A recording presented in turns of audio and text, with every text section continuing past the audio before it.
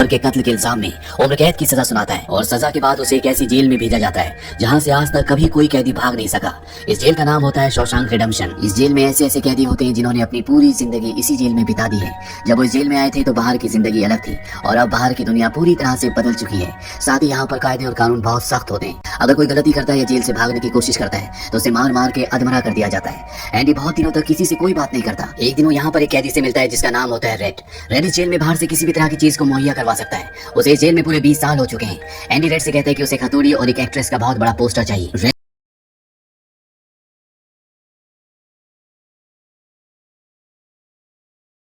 तो साल लग जाएंगे। दरअसल एंडी को पत्थर तराशने का शौक होता है और इसीलिए उसने ये हथौड़ी मंगवाई होती है। एंडी तक इस हथौड़ी को पहुंचा दिया जाता है। अब कुछ दिनों बाद वो 3 लोग जिनकी नजर एंडी पर गंदी होती है वो उसे मौका देखकर पकड़ लेते हैं और उसका शारीरिक रूप से शोषण करते हैं। ये सिलसिला अगले 2 साल तक इसी तरह से चलता रहता है। एंडी ने कभी इसकी किसी से कोई शिकायत नहीं की। उसके रेड कहता है शायद जब मैं बहुत बूढ़ा हो गया हूँ और मेरे दिमाग ने काम करना बंद कर दिया हो तब। एंडी कहता है कि मैं यहाँ से निकलकर जिवातने और जाऊंगा। ये मैक्सिको में समंदर किनारे एक बहुत खूबसूरत जगह है। कहा जाता है कि इंसान अपने आप को यहाँ पर खो देता है। मैं वहाँ पर अपना रेस्टोरेंट खोलूंगा, समंदर किनारे अपनी नाव को रिपेयर करूंगा और दोस्तों के साथ गहरे समंदर में मछली मारने के लिए निकल पड़ूंगा। रेडी सुनकर परेशान हो जाता है। वो कहते हैं कि उम्मीद बहुत खतरनाक चीज होती है। ये इंसान को पागल तक कर देती है। तुम्हें सच्चाई की दुनिया में वापस लौटना होगा। मैक्सिको यहाँ से बहुत दूर है। एंडी कहता है कि तुम सच कहते हो। अब मेरे पास सिर्फ 2 ही रास्ते हैं, या तो मैं घुट घुट कर जीऊं या मर जाऊं। जाने से पहले एंडी रेड से कहता है कि तुम वादा करो कि तुम मेरा एक काम करोगे। रेड कहता है कि हाँ मैं जरूर करूंगा। एंडी कहता है कि बस्टन के पास एक बहुत बड़ा मैदान है। उस मैदान में एक बहुत बड़ा पेड़ है। उस पेड़ के पास एक पत्थर की दीवार है। उस पत्थर की दीवार पर एक काले रंग का पत्थर है। उस पत्थर के नीचे कुछ गड़ा है। वादा करो जब भी तुम जेल से बाहर निकलोगे तुम वहाँ पर जरूर जाओगे। रेड पूछता है उस पत्थर के नीचे क्या है। एंडी कहता है इसके लिए तुम्हें वहाँ पर जाना होगा। ये कहकर एंडी यहाँ से सीधा वार्डन का काम करने जाता है। वो वार्डन का काम खत्म करके उसके सारे डॉक्यूमेंट्स एक खास तिजोरी में रखता है। डॉक्यूमेंट्स रखने के बाद एंडी को वार्डन अपने कपड़े देता है। वो कहता है मेरे कपड़े इस्त्री करवा देना और मेरे जूतों को आईने की तरह चमका देना। इसके बाद एंडी वापस अपने सेल में आ जाता है। वहीं रेड आज रात को बहुत परेशान होता है क्योंकि उसे शक है कि एंडी अपनी जान दे सकता है। सुबह जब सभी के सेल्स के दरवाजे खोलते हैं तो एंडी अपने सेल से बाहर नहीं आता और जब गार्ड उसके सेल के पास पहुंचता है तो वो पूरी तरह से हैरान होता है। वही वार्डन को दिखाया जाता है जो अपने जूते पहनने के लिए निकालता है और उस बॉक्स में उसके नहीं बल्कि एंडी के जूते होते हैं और तभी सायरन बजता है और ये सायरन होता है किसी कैदी के भागने का। वार्डन एंडी के सेल में जाता है। यहाँ पर रेड को भी बुलाया जाता है। वार्डन रेड से पूछता है कि एंडी कहाँ है। रेड कहता है कि मुझे क्या पता। इस बात पर वार्डन को बहुत गुस्सा आता है। वो कहता है क्या वो कोई भूत था जो रातों रात यहाँ से गायब हो गया और पीछे छोड़ गया एक कंकड़ पत्थर और दीवार पर यह नंगी तस्वीर। उसके हाथ में जो पत्थर होते हैं वो उनकी तरफ फेंकना शुरू कर देता है और एक पत्थर वो उस पोस्टर पर भी मारता है जो दीवार पर लगा होता है, पर पत्थर टकरा कर नीचे नहीं गिरता बल्कि पोस्टर के आर पार हो जाता है। और जब वार्डन उसके अंदर अपना हाथ डालता है तो वो देखता है कि एंडी ने वहाँ पर एक बहुत बड़ी सुरंग बना रखी होती है जिसे देखकर सब हैरान हो जाते हैं क्योंकि ये दीवार बहुत मजबूत होती है। बिना मशीन के इस दीवार पर सुरंग बनाना लगभग पूरी तरह से नामुमकिन था, पर एंडी नामुमकिन को मुमकिन करके यहाँ से भाग गया होता है। इसके बाद सभी गार्ड्स उस तरफ जाते हैं जहाँ से एंडी बाहर निकला था।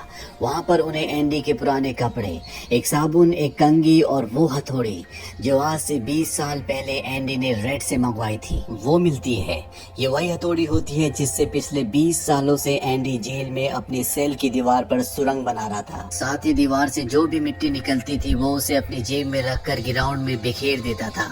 एंडी ने आखिरी बार जब वार्डन के लिए काम किया था तो वो वार्डन के काले धन के सारे डॉक्यूमेंट्स अपने पास रख लेता है और उसके पास जो उसकी बाइबल होती है वो उसे वार्डन के सेल्फ में उसकी तिजोरी में रख देता है। वार्डन को इस बात का पता नहीं चलता। साथ ही वार्डन ने अपने कपड़े जो उसे प्रेस करने के लिए दिए थे एंडी उन कपड़ों को अपने कपड़ों के अंदर पहन लेता है। साथ ही उसके जूते जो वार्डन ने उसे पॉलिश करने के लिए दिए थे एंडी उन्हें पहनकर वहां से निकल जाता है।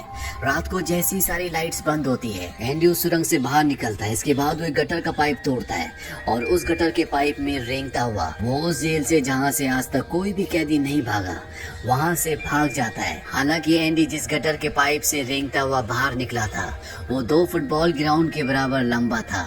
अगली सुबह एंडी उस बैंक में जाता है जहाँ पर वार्डन का सारा काला धन होता है।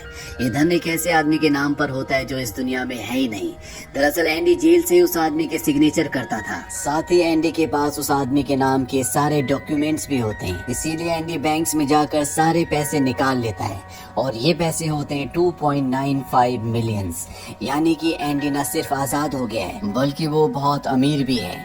एंडी के पास वार्डन के काले चिट्ठों के सारे डॉक्यूमेंट्स होते हैं जो वो प्रेस को भिजवा देता है।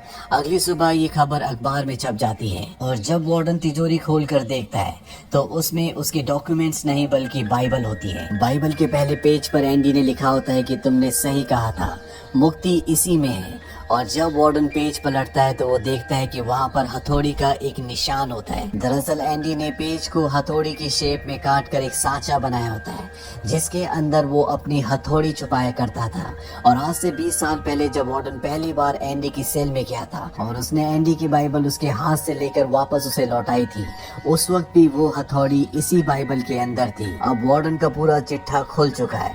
पुलिस उसे गिरफ्तार करने के लिए आ रही होती है पर इससे पहले कि पुलिस उसे गिरफ्तार करती वार्डन अपने आप को गोली मार देता है। कुछ वक्त बीतने के बाद एंडी के दोस्त रेड की सजा को भी माफ कर दिया जाता है। उसे एक नौकरी दिलाई जाती है पर बाहर की दुनिया में रेड का दिल बिल्कुल भी नहीं लगता क्योंकि उसने अपनी जिंदगी के 40 साल जेल में गुजारे थे।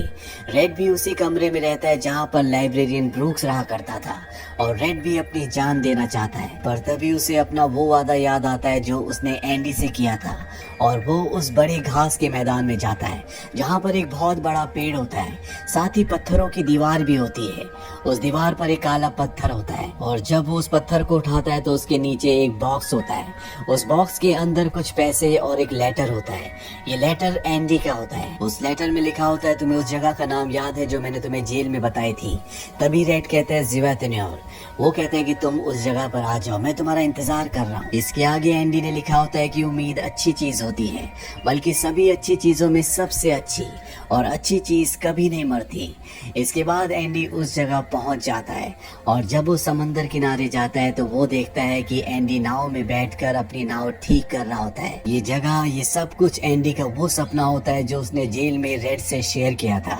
और रेड ने कहा था कि उम्मीद अच्छी नहीं होती, उम्मीद इंसान को पागल तक कर देती है, पर उम्मीद शायद इस दुनिया की सबसे अच्छी चीज है जिसकी बदौलत न सिर्फ एंडी 20 सालों में सुरंग बना पाया बल्कि उसने वो सब कुछ भी पा लिया जो अपनी जिंदगी में पाना चाहता था।